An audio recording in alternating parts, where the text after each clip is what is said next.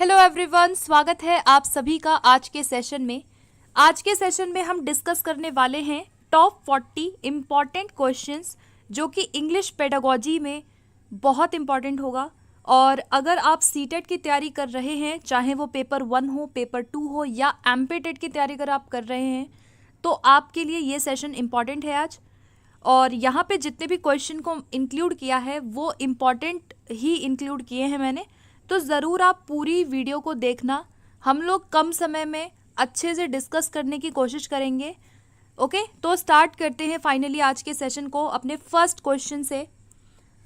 Okay, so start करते हैं। First question हमारा आता है, who gave terms like acquisition, monitoring, natural input, dominant hypothesis in the theory of second language learning.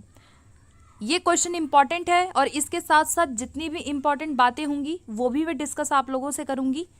तो किसने term दिया acquisition, monitoring, natural input, dominant hypothesis, या फिर अगर आपसे पूछा जाए कि theory of second language learning किसने दी है, तो आप एक नाम याद रखना, स्टीफन क्रैशन। ठीक है, इन्होंने नेचुरल अप्रोच भी दिया था। अगर आपसे पेपर में पूछेगा कि नेचुरल अप्रोच का कंसेप्ट किसने दिया है, तो स्टीफन क्रैशन हो जाएगा।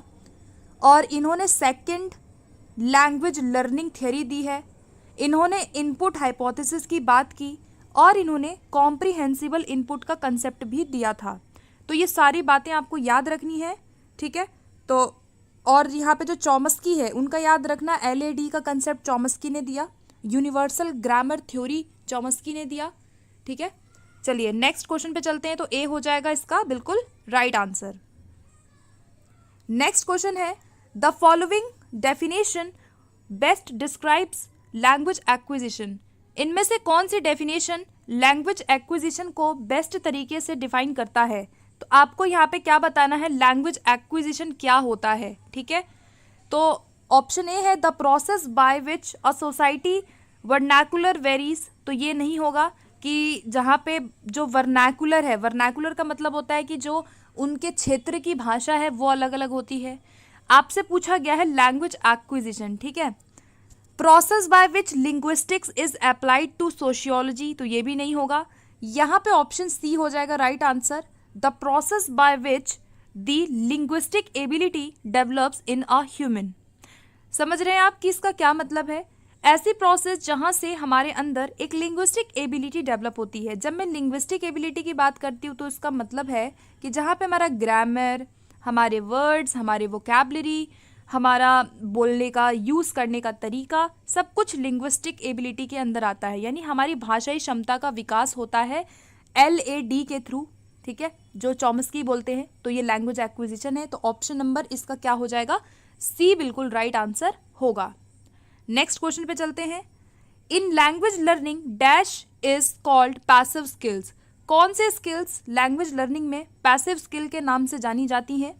Reading and writing, reading, speaking, listening and reading. तो पैसिव स्किल्स वो स्किल्स हैं जहाँ पे लर्नर कहीं ना कहीं पैसिव होता है और लर्नर केवल क्या करता है, दूसरों की बात को केवल अंडरस्टैंड करने का काम करता है। तो यहाँ पर listening and reading will be right answer. जब आप लिसनिंग करते हैं, जब आप सुनते हैं, तो आप किसी की बात को ग्रहण कर रहे हैं, आप कुछ ना कुछ रिसीव कर रहे हैं, इसीलिए इन्हें हम रिसेप्टिव स्किल भी कहते हैं। ठीक है, रिसेप्टिव स्किल भी कहते हैं, इन्हें हम इनपुट भी कहते हैं। ठीक है, तो ये आपको याद रखना है। तो लिसनिंग और रीडिंग जो है वो पैसिव स्किल्स में आएंगे। नेक्स्ट क्वेश्चन पे चलते हैं। नेक्स्ट है, which of the following is not a quality of test. इनमें से कौन सी टेस्ट की क्वालिटी नहीं होती, अचीवेबल, ब्रॉडनेस, रिलायबिलिटी या ओवरव्यू। तो देखो, एक टेस्ट को कैसा होना चाहिए, रिलायबल होना चाहिए, बिल्कुल होना चाहिए, उसमें विश्वसनीयता का गुण होना चाहिए, ब्रॉडनेस होना चाहिए यानी वो व्यापक होना चाहिए, वो ऐसा होना चाहिए जो कुछ अचीव करे यानी उसके ऑब्जेक्टिव्स होने चाहिए जो अचीवेबल हो। लेकिन ओवरव्यू कोई भी हमारा यहाँ पे क्वालिटी टेस्ट की नहीं होगी। तो ऑप्शन नंबर डी इसका राइट आंसर होगा। नेक्स्ट क्वेश्चन है, what type of test material requires students to select, organise and collect information before writing it. ध्यान से पढ़ना, इस क्वेश्चन में ये कहा गया है कि कौन सा ऐसा टेस्ट है जहां पर जो स्टूडेंट है उसको क्या करना पड़ता है, कोई भी इंफॉर्मेशन है उसको सिलेक्ट करना होता है, ऑर्गेनाइज करना होता है, कलेक्ट करना होता है। तो ये जो टेस्ट होगा ये एक प्रकार का किस में आएगा, एस्से टेस्ट के अंदर आएगा। एस्से टेस्ट वो टेस्ट है जहाँ पर बच्चा पहले कलेक्ट करेगा इन्फॉर्मेशन को, ऑर्गेनाइज करेगा एंड देन वो लिखेगा, ठीक है। तो यहाँ पे बी हो जाएगा राइट आंसर। बाकी ऑब्जेक्टिव टेस्ट में काफ़ी सारे टेस्ट आते हैं, जैसे कि एमसीक्यू टेस्ट ऑब्जेक्टिव में आता है, ट्रू फॉल्स ऑब्जेक्टिव में आता है। अगर आपसे पूछा जाए मैचिंग टेस्ट किस में आता है तो वो भी आपका ऑब्जेक्टिव में आता है। और इसके अलावा जितने भी टेस्ट हैं, मतलब एमसीक्यू है या फिर वन वर्ड टाइप हैं या फिलअप है, वो सब आपके ऑब्जेक्टिव में आते हैं। Next question, dash and dash are called reinforcement skills of language. भाषा में अगर आपसे पूछा जाए कि रीइंफोर्समेंट स्किल कौन सी होती हैं तो क्या आपका क्या आंसर होगा? लिसनिंग रीडिंग होगा, स्पीकिंग राइटिंग होगा, रीडिंग और राइटिंग होगा, या स्पीकिंग और रीडिंग होगा? तो रीइंफोर्समेंट मतलब जो एक रीइंफोर्समेंट प्रोवाइड करे या जो जहाँ पे लर्नर एक्टिव होता है, ठीक है, इन्हें हम क्या कहते हैं, एक्टिव स्किल्स भी कहते हैं और इनको हम प्रोडक्टिव भी कहते हैं, ठीक है। 3 नाम याद रखना, एक्टिव स्किल, आउटपुट स्किल भी कहते हैं इनको हम, ठीक है। तो आउटपुट, प्रोडक्टिव, एक्टिव, रीइंफोर्समेंट, ये सारे ही जो हैं ये है स्पीकिंग और राइटिंग, यानी कि 20 का राइट आंसर हो जाएगा, ठीक है। स्पीकिंग और राइटिंग जो है उन्हें हम रीइंफोर्समेंट, एक्टिव, प्रोडक्टिव और आउटपुट स्किल कहते हैं। नेक्स्ट क्वेश्चन, नेक्स्ट क्वेश्चन है evaluation in teaching programme. Evaluation के बारे में आपको बताना है। Takes place only at the end of the year, takes place only at the end of a lesson, it is continuous process and goes on during lessons also, या फिर it is not integral. तो मूल्यांकन क्या होता है, हम सबको पता है कि मूल्यांकन में ये कॉन्टिन्यूस भी है और ये लेसन्स के साथ भी चलता है, तो सी इसका सबसे बेस्ट आंसर होगा। इन केस अगर आपके ऑप्शन में कॉन्टिन्यूस ना दिया हो तो हम यहाँ पे and of the session, and of the year लगा सकते हैं, लेकिन इससे बेस्ट एग्जाम्पल क्या है, बेस्ट ऑप्शन क्या है कि ये सतत चलने वाली प्रक्रिया होती है। तो सी हो जाएगा इसका right answer finally. Next question, unit of teaching in direct method is. Direct method की यूनिट बतानी है। जब हम डायरेक्ट मेथड की बात करते हैं तो उसकी यूनिट क्या होती है, यानी आप किससे शुरुआत करते हैं डायरेक्ट मेथड में, तो याद रखना कि सेंटेंस होती है डायरेक्ट मेथड की यूनिट। तो ऑप्शन नंबर इसका जो बी है वो राइट हो जाएगा।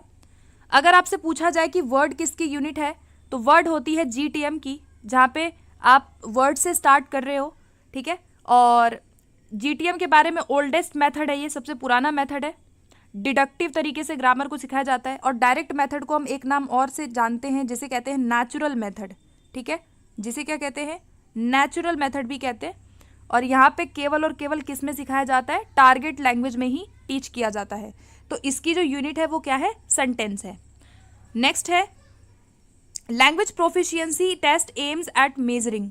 जो लैंग्वेज प्रोफिशिएंसी टेस्ट होते हैं वो क्या मेजर करते हैं, तो देखो लैंग्वेज प्रोफिशिएंसी टेस्ट, पहली बात ये याद रखना कि ये जो इस प्रकार के जो टेस्ट होते हैं ये सभी स्किल्स को मतलब मापन में या टेस्ट में सहायक होते हैं, चाहे मैं किसी भी स्किल का नाम लूँ, ठीक है।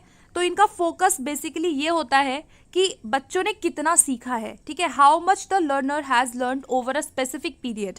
तो यहाँ ए हो जाएगा राइट आंसर, ठीक है। यहाँ पे एक पीरियड ऑफ टाइम में, एक समय में बच्चे ने कितना सीखा, बेसिकली ये बात करता है मूल्यांकन की या प्रोडक्ट की, ठीक है। तो ए हो जाएगा इसका राइट आंसर। नेक्स्ट क्वेश्चन है द ग्रामर ट्रांसलेशन मेथड। अब आपको बताना है जीटीएम के बारे में। pays no attention to reading and writing, it has major focus on reading and writing, emphasis listening and reading, या फिर exercises listening and speaking। तो जीटीएम मेथड के बारे में याद रखना कि ये जो फोकस करता है ये सबसे ज़्यादा राइटिंग और रीडिंग पे फोकस करता है, और किस पर नहीं करता, ये स्पीच पर, स्पीकिंग और लिसनिंग पे क्या करता है, कम फोकस करता है, ठीक है। तो यहाँ पर जो राइट आंसर बनेगा वो क्या बनेगा, ऑप्शन बी बनेगा, ठीक है। ये रीडिंग पे और राइटिंग पे ज़्यादा फोकस करता है, डिडक्टिव तरीके से ग्रामर को यहाँ टीच किया जाता है, वोकैबलरी पे बहुत ज़्यादा फोकस रहता है, यहाँ ओल्डेस्ट मेथड है, ठीक है। और मदर टंग बहुत ज़्यादा यहाँ पे क्या होती है, इन्फ्लुएंस करती है, मदर टंग का यूज़ यहाँ पे किया जाता है। नेक्स्ट क्वेश्चन पे चलते हैं। नेक्स्ट है which one of the following is not an important principle of language teaching? Language teaching का कौन सा इनमें से इम्पॉर्टेंट प्रिंसिपल नहीं है? First, the student should learn a language by doing it. A teacher should try to motivate the learners. The teacher should always tell jokes in the classroom. या फिर the teacher should proceed from be concrete to abstract.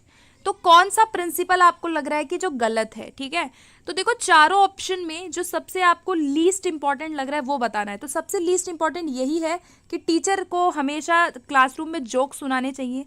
ये कोई बहुत अच्छा principal language का नहीं माना जाएगा. तो सी हो जाएगा इसका राइट आंसर. नेक्स्ट क्वेश्चन है, which one of the task of a teacher in communicative language teaching is to? भाई CLT में टीचर का टास्क क्या होता है वो बताना है. CLT के बारे में क्वेश्चन है.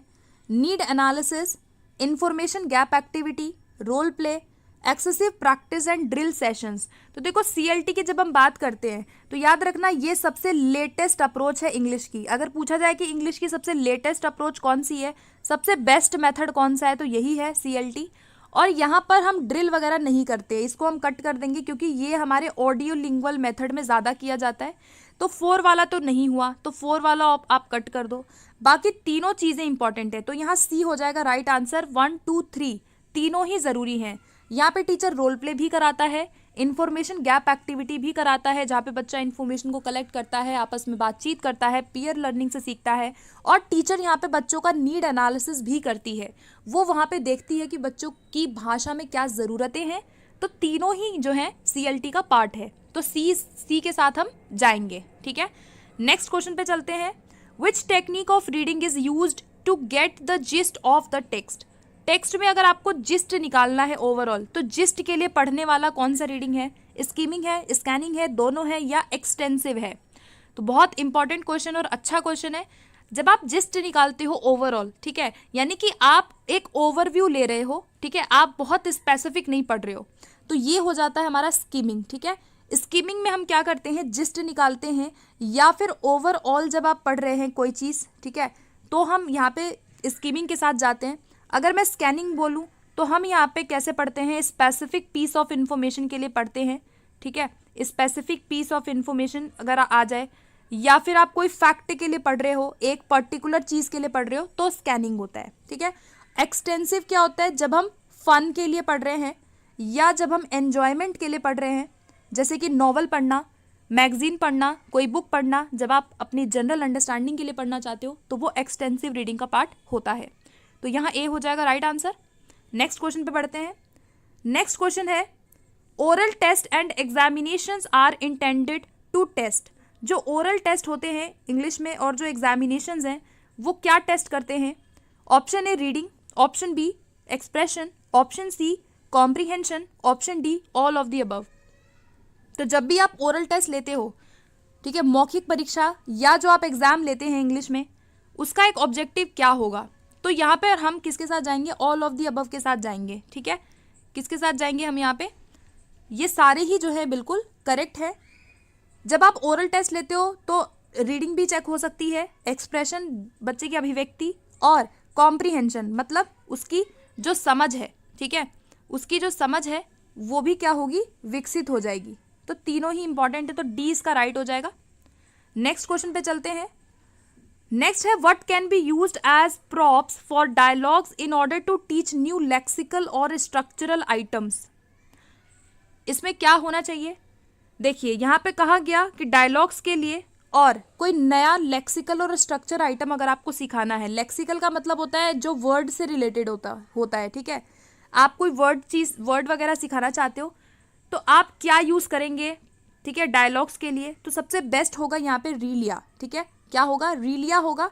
रीलिया क्या होते हैं इंग्लिश के अंदर? हमारे रियल ऑब्जेक्ट्स होते हैं जिसकी हेल्प से आप कोई भी चीज़ पढ़ाते हैं.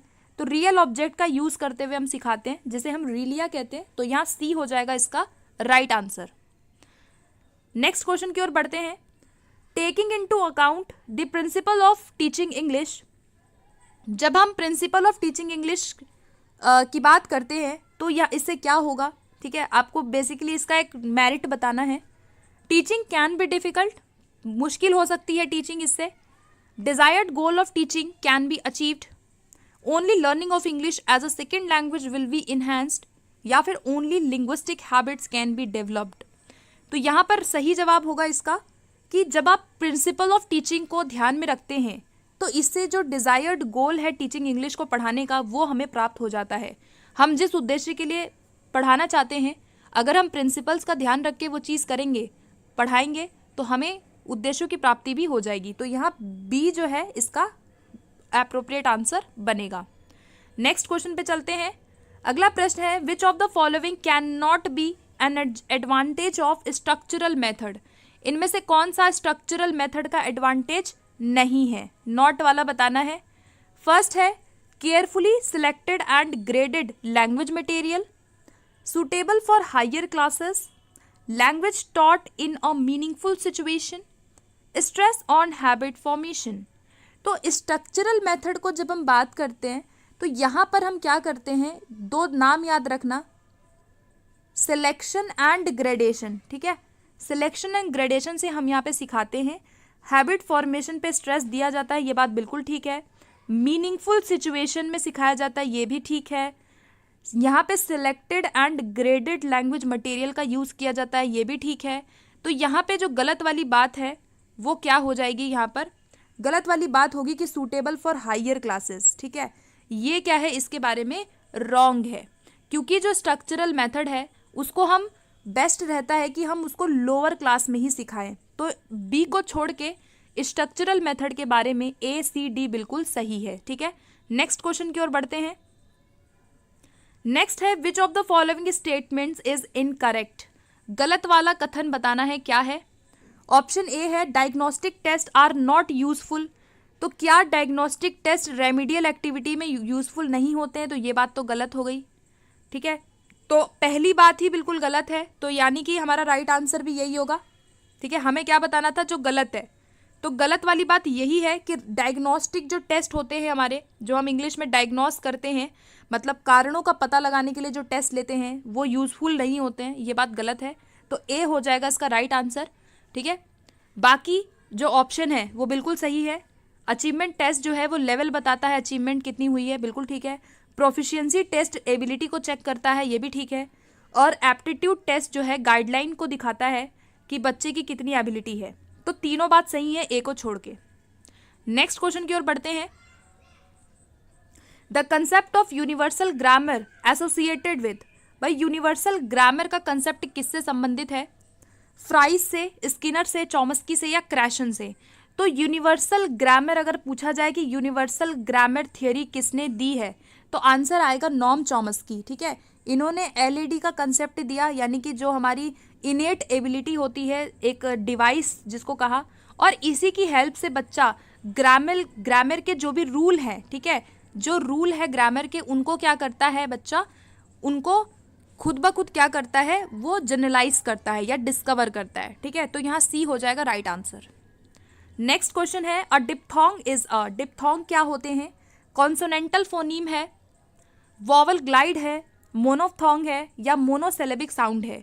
तो डिप्थोंग जो है इंग्लिश के अंदर हमारे वॉवल्स में आते हैं। 20 हमारे क्या है, वॉवल्स है। ठीक है, जिसमें से 20 में से 8 जो होते हैं वो हमारे क्या होते हैं, ग्लाइड्स होते हैं, और इन्हीं ग्लाइड्स को हम क्या कहते हैं, डिप्थोंग कहते हैं। ठीक है, तो ग्लाइड्स, या फिर अगर आपसे पूछा जाए कि डबल वॉवल साउंड कौन से होते हैं, ठीक है, डबल वॉवल साउंड, तो डिप्थोंग हो जाएगा। ठीक है, और मोनोफ्थोंग की संख्या कितनी होती है, 12 होती हैं, इन्हें हम प्योर कहते हैं। ठीक है, तो मोनोफ्थोंग की संख्या 12, डिप्थोंग की संख्या 8 होती है। टोटल 20 वॉवल इंग्लिश में टोटल होते हैं। ठीक है, नेक्स्ट क्वेश्चन की ओर बढ़ते हैं अब हम। नेक्स्ट है, flash cards are useful type of. Flash card किसके टाइप हैं, audio visual, audio aid, visual aid या इनमें से कोई भी नहीं।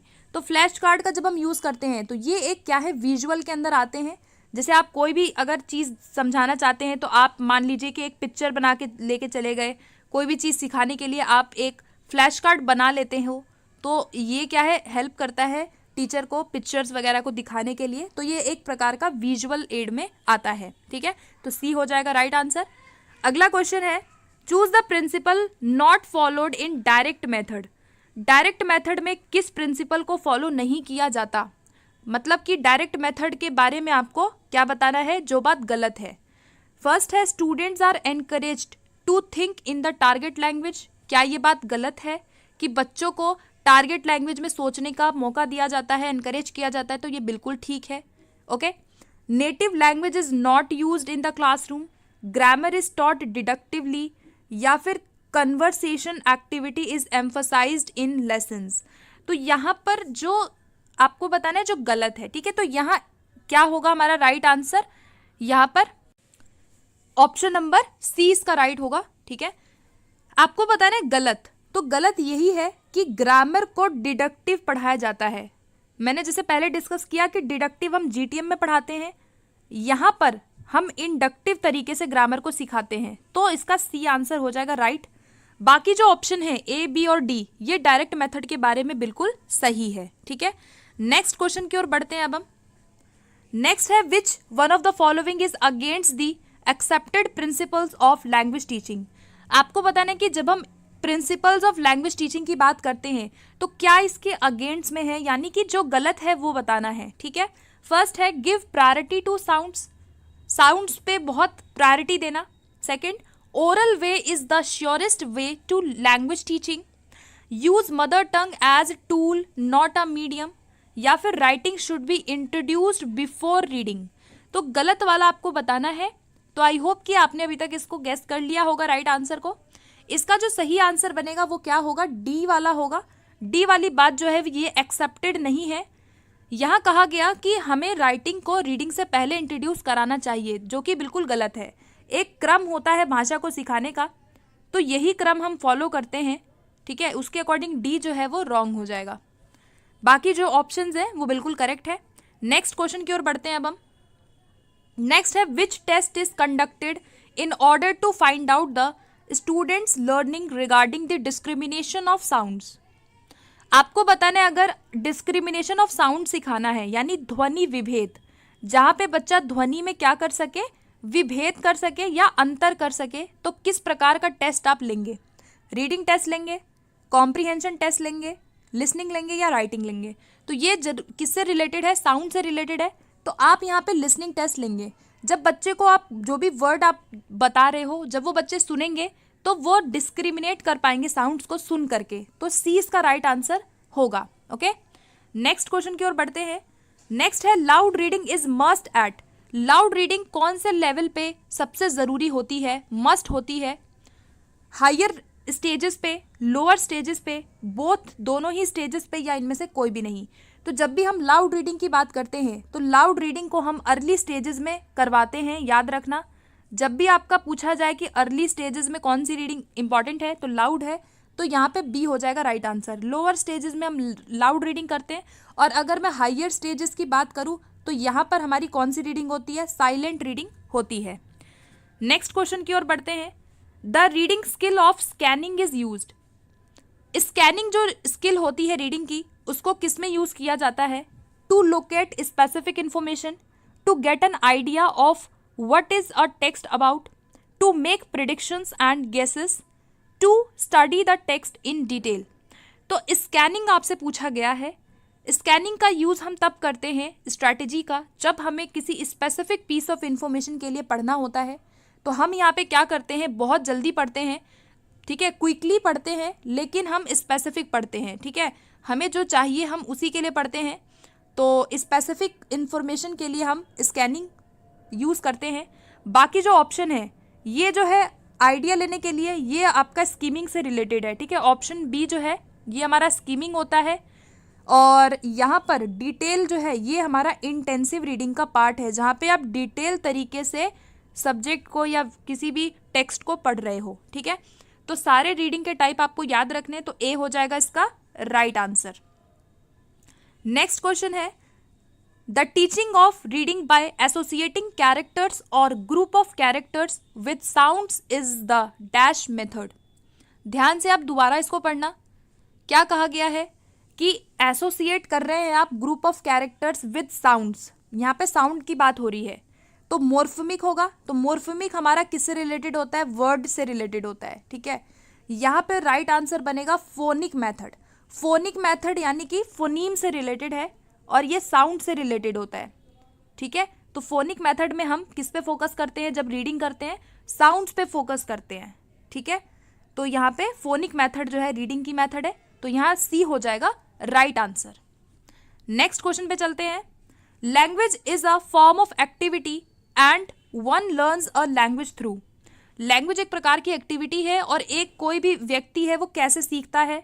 रोट मेमोराइजेशन, एक्टिविटी, मिमिक्री या मेथड से। तो यहाँ पर लैंग्वेज लर्निंग जो है वो एक स्किल होती है, स्किल की तरह हम उसे सीखते हैं। तो यहाँ पर एक्टिविटी हमारा राइट आंसर बनेगा, ठीक है। मेथड जो है वो टीचर के लिए है जिसके थ्रू वो पढ़ाता है, लेकिन अगर हम सीखने की बात करें तो एक्टिविटी से हम बेस्ट तरीके से सीखते हैं। नेक्स्ट क्वेश्चन पे आते हैं। नेक्स्ट क्वेश्चन है the audio lingual method is based on. Audio lingual method किस पर बेस्ड है? ठीक है, ग्रामेटिकल एक्सप्लेनेशन पे, एनालिसिस ऑफ कंटेंट पे, मेमोराइजेशन ऑफ डायलॉग्स पे या राइटिंग प्रैक्टिस पे। तो ऑडियो लिंग्वल मेथड जिसे हम कहते हैं आर्मी मेथड, ठीक है, आर्मी मेथड भी इसे हम कहते हैं। और ये जो बेस्ड था मेथड, ये बिहेवियरिज्म पे बहुत ज़्यादा फोकस करता है, हैबिट फॉर्मेशन यहाँ पे सबसे इंपॉर्टेंट होता है कि बच्चे की हैबिट फॉर्म की जाती है, ठीक है। और यहाँ पे रिपीट किया जाता है, जहाँ पे भी आपका ड्रिल आ जाए, रिपीटिशन आ जाए, वहाँ पे हमारा आंसर क्या बनेगा? Audio lingual. तो यहाँ पे मेमोराइज किया जाता है, डायलॉग्स को ड्रिल करवाया जाता है बार बार। तो सी आंसर इसका क्या हो जाएगा? बिल्कुल राइट आंसर बनेगा। नेक्स्ट क्वेश्चन है an open ended question allows for opinion as it has. जो ओपन एंडेड क्वेश्चन होते हैं वो कैसे होते हैं? More than one correct answer, only one correct answer, not more than one, या फिर टू करेक्ट आंसर। तो एक होता है ओपन एंडेड और एक होता है क्लोज एंडेड। क्लोज एंडेड जिसका एक ही आंसर है, ओपन एंडेड जहाँ पे आप डाइवर्जेंट है, आउट ऑफ द बॉक्स सोच रहे हैं, तो वहां पर होगा जहां पर मोर देन वन आंसर होते हैं। तो ए हो जाएगा इसका राइट आंसर। नेक्स्ट पे चलते हैं। नेक्स्ट बताना है which of the following not an attribute of the structural situational method. Structural situational method के बारे में कौन सी बात गलत है? ठीक है, नॉट वाला पूछा गया है। फर्स्ट है structures are carefully selected and graded. तो बिल्कुल होता है, सिलेक्शन एंड ग्रेडेशन की बात यहाँ की जा रही है, तो ये आप याद रखना, ठीक है। नेक्स्ट आता है structures are taught through situation, action and gestures, pictures. तो ये बिल्कुल ठीक है, ठीक है। जहाँ जो भी स्ट्रक्चर सिखाए जाते हैं वो हम एक्शन से, सिचुएशन से सिखाते हैं। टीचर्स यहाँ पे ड्रिल्स देता है, तो ये भी ठीक है। तो गलत वाला क्या है? डी वाला यहाँ पे रॉन्ग हो जाएगा कि language is not considered a matter of habit formation. यहाँ पे नॉट बोला गया है, यहाँ पे हैबिट फॉर्मेशन कराई जाती है, ठीक है। तो डी वाली बात क्या है? गलत है। यहाँ पे नॉट बोला गया है, इसीलिए ये रॉन्ग हो जाएगा, ठीक है। बाकी तीनों ऑप्शन जो आपने देखा ए बी सी, वो तीनों ही इस मेथड के बारे में बिल्कुल सही है, ये आप याद रखना। नेक्स्ट क्वेश्चन पे चलते हैं। Which is not a characteristic of a good text book. इनमें से कौन सी एक अच्छी पुस्तक की विशेषता नहीं है? नॉट पूछा गया है, ठीक है। Adequate subject matter, suitable structure, suitable vocabulary या फ्रीक्वेंटली मिसस्पेल्ड वर्ड्स। तो जो एक टेक्स्ट बुक की कैरेक्टरिस्टिक नहीं है उसमें क्या होगा? जहाँ पे गलतियाँ हों, ठीक है, तो मिसस्पेल्ड वर्ड्स नहीं होने चाहिए, तो डी हो जाएगा इसका राइट आंसर, ओके। नेक्स्ट पे चलते हैं। Proper speech habits can be developed effectively. Proper speech habits को हम कैसे डेवलप कर सकते हैं? वोकैबलरी प्रैक्टिस से, क्विजेस से, डिक्टेशन से या प्रोनाउंसिएशन से। तो जब भी आपको स्पीच हैबिट को डेवलप करना है, आदत जो है उनकी बोलने की, उसको अच्छा करना है, सबसे बेस्ट हमारा क्या होगा तरीका कि हम उनकी प्रोनाउंसिएशन को सुधारें, ठीक है। तो प्रोनाउंसिएशन से बच्चों की स्पीच हैबिट में क्या आएगा? सुधार आएगा, जो उच्चारण होता है, ठीक है। बाकी डिक्टेशन पूछा जाए तो डिक्टेशन से राइटिंग और जो स्पेलिंग है वो ज़्यादा अच्छी होती है, लिसनिंग एबिलिटी अच्छी होती है, ठीक है। तो यहाँ पे डी जो है वो करेक्ट हो जाएगा स्पीच के अकॉर्डिंग। नेक्स्ट क्वेश्चन है, नेक्स्ट है choose the productive skill from the following. आपको यहाँ पे प्रोडक्टिव स्किल को बताना है। प्रोडक्टिव स्किल्स कौन सी स्किल्स है? तो प्रोडक्टिव हम डिस्कस कर चुके हैं। आपके दो स्किल्स आते हैं, एक स्पीकिंग और एक राइटिंग। तो यहाँ पर स्पीकिंग हो जाएगा राइट आंसर। जो कि एक प्रोडक्टिव स्किल में आता है, और एक्टिव स्किल है, रीइंफोर्समेंट स्किल है, जो हम डिस्कस कर चुके हैं। तो C will be right answer. Next question की ओर बढ़ते हैं अब हम। नेक्स्ट है what can be used as props for dialogues in order to teach new lexical और स्ट्रक्चरल आइटम। आई थिंक ये क्वेश्चन हमने कर लिया है, शायद ये रिपीट हो गया है, बट कोई नहीं।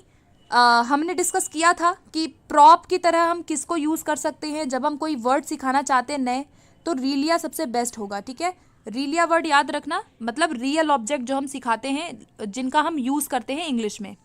नेक्स्ट क्वेश्चन पे चलते हैं। What is the purpose of writing at elementary level. Elementary level पे राइटिंग का पर्पस क्या होना चाहिए?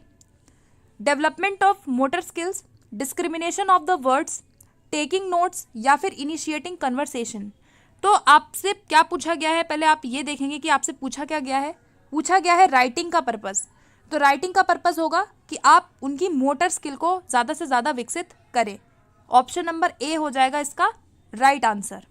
ठीक है, और अगर आपसे पूछा जाए बी वाला, तो बी वाला हमारा किससे रिलेटेड है? लिसनिंग से, जहाँ पे डिस्क्रिमिनेशन ऑफ वर्ड्स आ जाता है या साउंड आ जाता है। नोट्स भी आपका राइटिंग से रिलेटेड है, और कन्वर्सेशन जो है ये हमारा किससे रिलेटेड है? स्पीच से रिलेटेड होता है। नेक्स्ट क्वेश्चन पे बढ़ते हैं। Language errors should be corrected when the goal is. Question में पूछा गया है कि लैंग्वेज एरर को सही करना चाहिए यदि हमारा गोल क्या हो? ऑब्टेनमेंट हो, एक्विजिशन हो, एसेशन हो, या लर्निंग हो। तो लैंग्वेज एरर्स को कब सही किया जाता है? जब हम कोई चीज़ सीख रहे होते हैं। यानी आप देखेंगे फॉर्मल सिचुएशन में जब हम लैंग्वेज लर्निंग कर रहे हैं तो हम एरर्स पे ध्यान देते हैं। टीचर एरर को रेमिडियल टीचिंग से दूर करता है, तो ये एक लर्निंग का पार्ट है, ना कि एक्विजिशन का। तो ऑप्शन नंबर क्या हो जाएगा इसका? डी हो जाएगा राइट आंसर। नेक्स्ट क्वेश्चन है the study of words and there meaning is. The study of words and there meaning. जब आप वर्ड्स की स्टडी और उनके शब्द के अर्थ की स्टडी कर रहे हैं तो इसे हम क्या कहते हैं? सिमेंटिक, लिंग्विस्टिक, फोनेटिक्स, या सिंटैक्स। सो इसका राइट आंसर क्या होगा? ऑप्शन ए होगा। ठीक है, सिमेंटिक हो जाएगा। सो मैंने गाइस कल परसों ही ये वीडियो बनाई है जिसमें मैंने सारे टर्म्स अच्छे से डिस्कस किए हैं। तो अर्थ की स्टडी क्या होती है? सिमेंटिक्स होती है। लिंग्विस्टिक जो है ये क्या होती है? Scientific study of language. जब आप ह्यूमन लैंग्वेज की साइंटिफिक स्टडी कर रहे हो तो लिंग्विस्टिक्स है। फोनेटिक्स हो जाएगा जब आप साउंड की स्टडी कर रहे हो, और सिंटेक्स क्या हो जाएगा? जब आप सेंटेंस फॉर्मेशन की बात करते हैं, जब हम सेंटेंस या वाक्य वगैरह से संबंधित जो स्टडी करते हैं या रूल से संबंधित स्टडी करते हैं, तो सिंटेक्स का पार्ट होता है। तो यहाँ पे ए हो जाएगा हमारा finally right answer. Next question पे चलते हैं। नेक्स्ट क्वेश्चन है a good paragraph writing in English involves. एक अच्छे पैराग्राफ राइटिंग में क्या होना चाहिए, क्या उसकी विशेषता होनी चाहिए? ऑप्शन ए है करेक्ट पंक्चुएशन मार्क, मतलब जो भी पंक्चुएशन मार्क है वो सही होने चाहिए। आइडियाज प्रेजेंटेशन एंड कोहेरेंस होना चाहिए। फ्लोरी लैंग्वेज होना चाहिए, या लेजिबल हैंड राइटिंग होनी चाहिए। तो इसमें देखो, इसमें ए वाला भी ठीक है, बी वाला भी ठीक है, डी वाला भी ठीक है। ठीक है, फ्लोरी लैंग्वेज कोई अच्छी एक बात नहीं है। तो हमें क्या बताना जो सबसे बेस्ट है? बेस्ट क्या है? हम आइडियाज़ को जहाँ देखेंगे, जहाँ पे उसके विचार, उसने कैसे अपने विचारों को प्रस्तुत किया है, और कितने कोहेरेंस में। कोहेरेंस का मतलब है कि जो भी उसने लिखा है वो कितना लॉजिकल है, क्या वो समझ में आ रहा है या नहीं आ रहा है। तो बी का ध्यान हम सबसे ज़्यादा रखेंगे जब हम एक गुड पैराग्राफ की बात करते हैं। ठीक है, तो ऑप्शन बी के साथ हम यहाँ जाएंगे। नेक्स्ट क्वेश्चन पे चलते हैं। ओके, सो लास्ट क्वेश्चन है हमारा आज का। There are 44 sounds in English. Out of these how many sounds are vowels and how many are consonants. Consonants and vowel की संख्या पूछी गई है, कितने होते हैं? तो यहाँ पर 44 हमारे साउंड्स होते हैं। याद रखना कि टोटल अगर आपसे पूछा जाए टोटल फोनीम्स कितने हैं इंग्लिश में, तो फोनीम्स टोटल हैं कितने? 44, जिसमें से 20 होते हैं हमारे वॉवल्स की संख्या और 24 क्या होते हैं? कॉन्सोनेंट। अगर मैं वॉवल को भी आगे डिवाइड करूँ तो वॉवल में 8 डिप्थोंग होते हैं जिन्हें ग्लाइड कहा जाता है, और 12 क्या होते हैं? मोनोफ्थोंग होते हैं जिन्हें प्योर वॉवल भी कहा जाता है। ठीक है, तो 20 हमारे वॉवल और 24 कॉन्सोनेंट होते हैं। टोटल 44 साउंड्स इंग्लिश में होते हैं। तो एक क्वेश्चन ज़रूर सीटेट में बन जाता है, तो आप याद रखना इनके संख्याओं को। ठीक है, सो गाइज यहाँ पे हमारे 40 क्वेश्चंस कंप्लीट होते हैं। जैसे कि आज का टारगेट था कि हम 40 क्वेश्चंस को कम समय में करें, और मुझे आशा है कि आपको सेशन अच्छा लगा होगा। सेशन अच्छा लगता है तो प्लीज़ चैनल को सब्सक्राइब करना, लाइक करना, वीडियो को शेयर करना, और इसी तरह से मैं और भी सेशंस लेके आऊँगी। एंड आपको कोई भी फीडबैक, कोई भी सजेशन देना है तो आप कमेंट सेक्शन में ज़रूर दीजिए। टेलीग्राम ग्रुप से आप जुड़ सकते हैं नोट्स के लिए, पीडीएफ्स के लिए। तो टेलीग्राम का लिंक भी आपको कमेंट सेक्शन में और डिस्क्रिप्शन बॉक्स में मिल जाएगा। ठीक है, तो मिलते हैं फिर अगले सेशन में। Thank you.